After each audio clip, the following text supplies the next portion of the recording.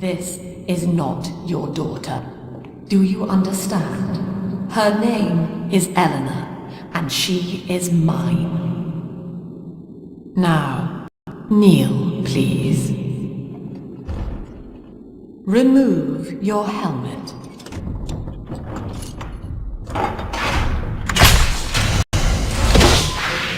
Now, take the pistol. Place it against your head.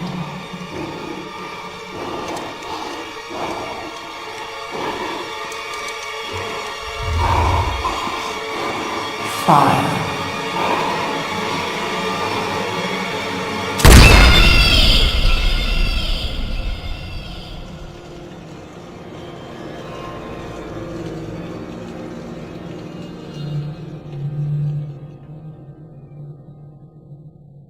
Big Daddies, originally named Protectors and occasionally referred to as Mr. Bubbles or Mr. B by little sisters, are genetically enhanced human beings who have had their skin and organs grafted into an enormous diving suit, with Alpha Series being an apparent exception to the grafting process, though still heavily spliced. Their primary purpose is to protect little sisters while they escort them around Rapture. If all the little sisters have been either harvested or saved in the level, Big Daddies will wander to a vent like usual and bang on it. However, a little sister will not come out, causing the Big Daddy to groan in frustration and bang again before letting out a sad moan and walking away in an attempt to find another little sister. Aside from the Alpha Series, Big Daddies communicate by uttering haunting sounds similar to that of whale calls. Alpha Series communication with low inhuman grunts and roars. For easier interpretation, production model Big Daddies have a bioluminescent chemical substance which fills the helmet, displaying its state of emotion and mind. The Big Daddy has 3 different colors he will display. Green indicates the Big Daddy is hypnotized and friendly. Yellow indicates awareness but indifference to the environment, however, will react to people near him by shoving them. If the Big Daddy has a little sister with him and the player continuously stands in his way, the Big Daddy will become enraged in order to protect the threatened sister. Red indicates rage.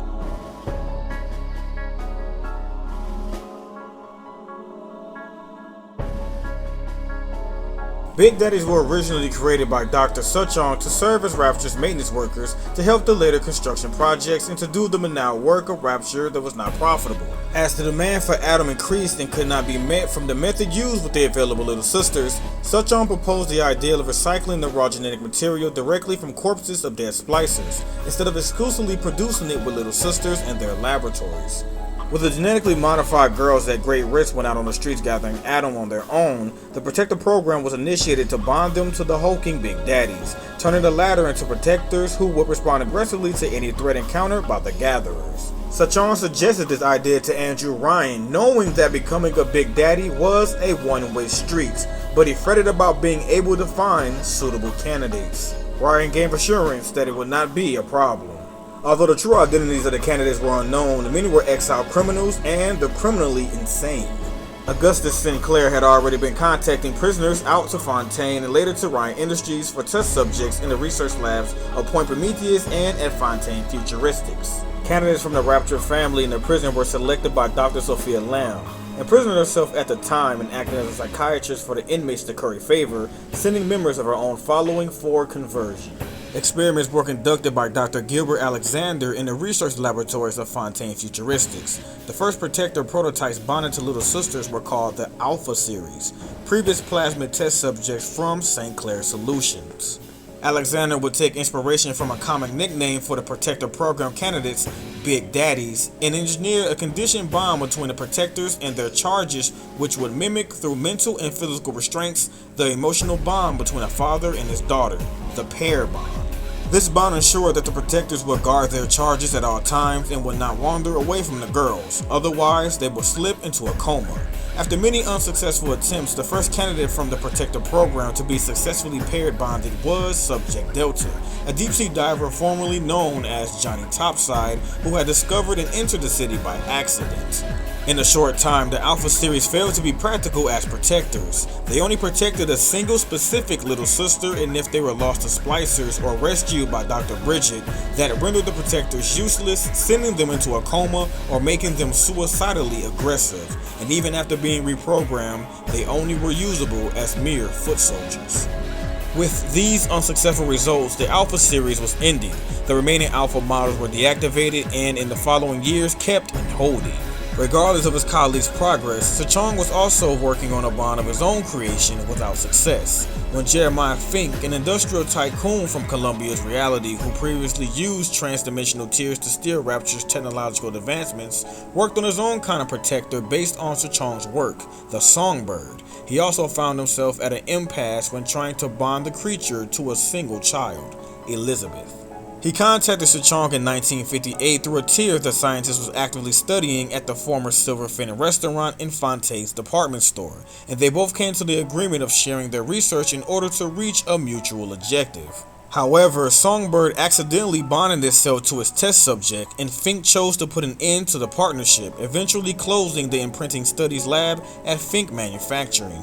Sechong, who got the short end of the bargain, was still looking for the solution in genetic compatibility. Using the Lutis device still left in his possession, he intended to steal a DNA sample of Fink's bonded test subject. His research was put on hold when the city council closed the department store, turning it into a prison for Fontaine's criminal gang. His tear device was eventually damaged by vandals, but could still be remotely controlled from his clinic and secret laboratory at Apollo Square.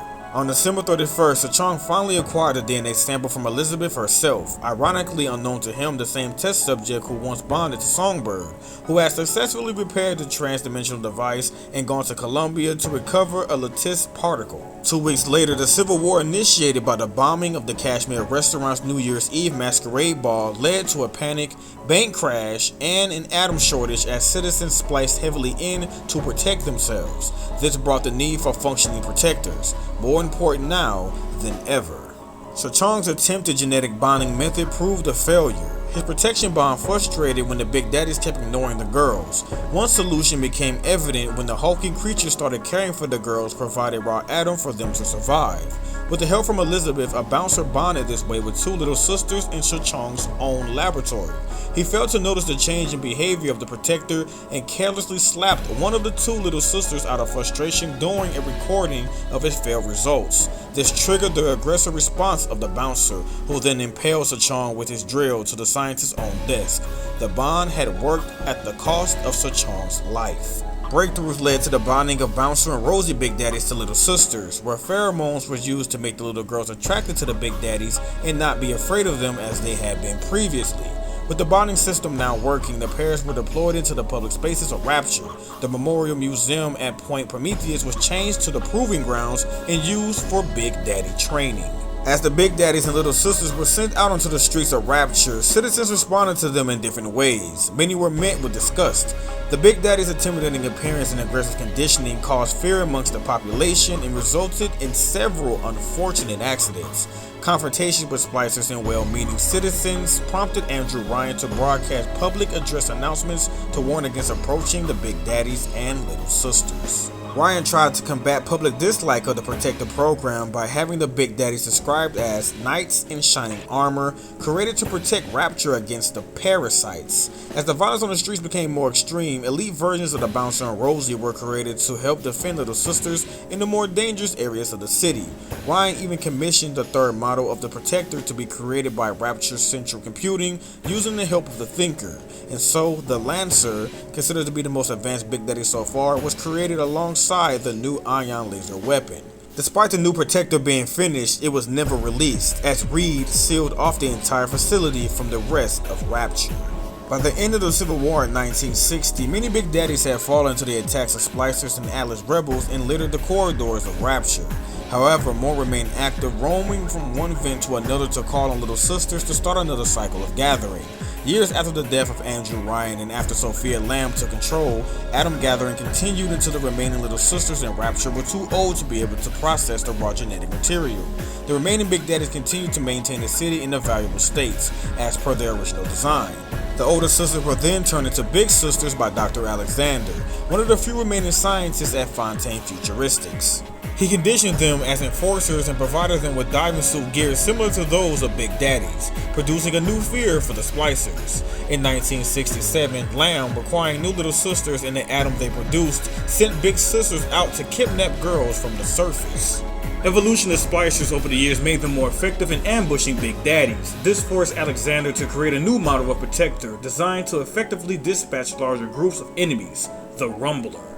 In 1968, Bridget returned to Rapture to free the new Little Sisters, foiling Lamb's plan of perfecting her utopia and to find a cure for Adam. With the help of Lamb's daughter and former Little Sister Eleanor Lamb and the artificial intelligence still monitoring the city's automation, the Thinker, she reactivated 2 Alpha series, Subject Delta, Eleanor's former pair-bonded protector, and Subject Sigma, previously Charles Milton Porter, the initial creator of the Thinker. Both Alpha series regained part of their humanity and free will, which helped them complete their own objectives. Delta guided by Sinclair and Sigma guided by the Thinker, who was impersonating Porter. Their opponents, a genetically mutated and insane Alexander, Sophie Lamb, and Reed Wall, reactivated other broken Alpha series and used them as soldiers to stop the Rogue Protectors. The last known Alpha series was created by Sinclair, Subject Alpha, done by Sophie Lamb to fight Delta as part of her escape plan, which failed. From the time of its founding, maintenance of Rapture required trained divers and reinforced suits to walk outside along the sea floor to repair leaks and reinforce the city's structure. By the time of the Protectors Program tests, certain former citizens of Rapture had been genetically altered with Adam and permanently sealed inside the special diving suits to become what they were eventually called Big Daddies. They were genetically modified and conditioned in the research labs and facilities of Point Prometheus. Protector training was eventually done in the Proving Grounds. The candidates for introduction into the Protector program went through voice box modification and pheromone application, which attracted the Little Sisters to the Big Daddies. After those, the candidates' skin and organs were grafted and integrated into their suits to become one functional unit. The subjects were placed in large vats of an unknown yellow substance and eventually reduced to mindless servants. Through genetic splicing, the humans inside the heavy suits were given enhanced strength and agility. Their suit exoskeletons contained the life support machinery needed to keep them alive during their duties, to allow a Big Daddy to lift heavy weights and do other tasks, and to help resist the cold and pressure of the deep ocean. In Bioshock, Bioshock 2, and Burial at Sea, Big Daddies can be seen doing maintenance repairs both inside and outside in the ocean. Big Daddies were also programmed to periodically return to facilities for routine maintenance checkups. Bouncers are clad in a very distinct heavy diving suit, the entire torso of which is covered in a thick metal.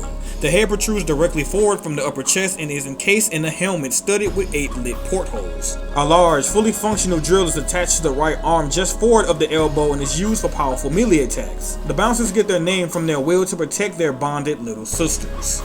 In the Bioshock Infinite Burial at Sea DLC, the bouncer can use the drill as a grappling hook to get around Rapture's infrastructure quicker and also to get closer to those that threaten a little sister. It is a new feature for that tool and a weapon not seen in previous games. Rosies are clad in a basic heavy flexible fabric diving suit, the upper torso of which is covered in high gauge metal. The head is guarded by a thick metal diving helmet welded to the torso and has 3 large lit portholes. They wield large guns and proximity mines at long range and use the gun for powerful melee attacks as well. The Rumbler is the newest type of Big Daddy and debuts in Bioshock 2. Designed by Gilbert Alexander, his arsenal includes deployable mini turrets and a shoulder-mounted RPG that shoots 9 guided rockets. This Big Daddy type seems to be more mobile than the other 2 types, although less armored. Its combat style gives it an advantage in open spaces unlike its 2 counterparts, and seems to fare well in long to mid-range combat. Its attacks are designed to keep the player on the move and can quickly turn an environment into its advantage and give the player as little cover as possible. A very formidable foe, to say the least. Like Subject Delta, other failed prototypes of the Alpha series of Big Daddy survive. They have long since lost their sisters and have evolved into something vaguely like a splicer.